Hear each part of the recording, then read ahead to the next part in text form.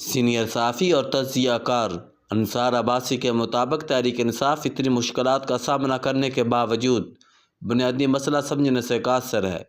P T I کے کئی رہنما بھی جانتے ہیں کہ ان کی مشکلات کی اصل وجہ کیا ہے، لیکن پارٹی کو ایک ایسا طبقہ نے ہائی جیک کیا ہوا ہے جو جذبات، غصہ اور نفرت کی سیاست سے کنارہ کشی اختیار کرنے کے لیے تیار ہی نہیں۔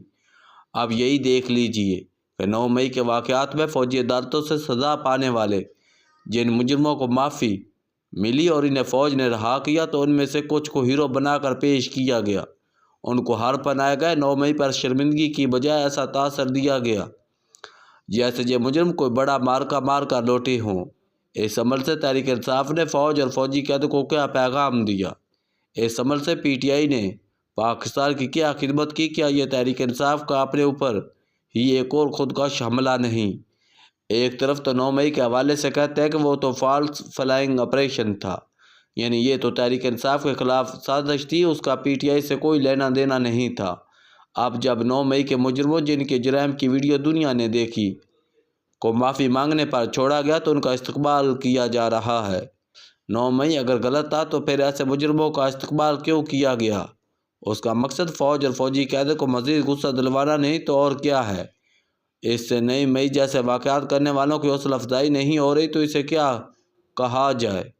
ایسا عمل ایک سیاسی جماعت کا کیسے ہو سکتا ہے؟ لیکن محسوس ایسا ہو رہا ہے کہ تحریک انصاف فوج مخالف سوچ سے باہر نہیں نکلنا چاہ رہی۔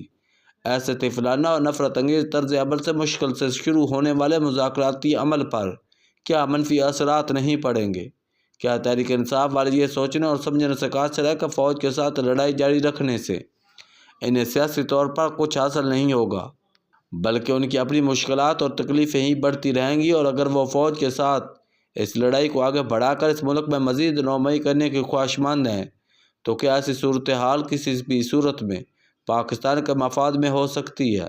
جب تک تحریک انصاف اپنے غصے اور نفرت کی سیاست سے باہر نہیں نکلتی کسی بہتری کی توقع نہیں کی جا سکتی۔ اس سلسلے میں سب سے اہم ذمہ داری عمران خان پر عائد ہوتی ہے۔ عمران خان کو اپنی ذات کی بجائے پاکستان کے بارے میں سوچنا چاہیے۔ انہیں اپنے اس غصے اور منفی سیاست سے فاصلہ اختیار کرنا چاہیے جو نہ صرف ان کے اقتدار کے خاتمے کا باعث بنا بلکہ انہیں جیل تک پہنچا دیا۔ تحریک انصاف جس نفرت کی سیاست کا شکار ہے اس سے پارٹی کو صرف عمران خان ہی نکال سکتے ہیں، لیکن اپنے کچھ رہنماؤں کو مشورے کے باوجود عمران خان ہیں کہ رکنے کا نام ہی نہیں لے رہے۔ سب جانتے ہیں کہ عمران خان اگر اپنا رویہ بدل دیں اور اپنے سوشل میڈیا اور باہر بیٹھے انصافی کو پاکستان مخالف اور فوج مخالف اقدامات اور پراپیگنڈے سے روکے تو تحریک انصاف کی سیاست کے لیے آسانیاں پیدا ہو جائیں گی۔ اس سے تحریک انصاف اور عمران خان کے ساتھ ساتھ پاکستان کو بھی فائدہ ہوگا، لیکن ایسا ہو نہیں رہا اور یوں پی ٹی آئی کے خودکش حملے جاری و ساری ہیں جو عمران خان ان کی سیاست کے ساتھ ساتھ پاکستان کو بھی نقصان پہنچا رہے ہیں۔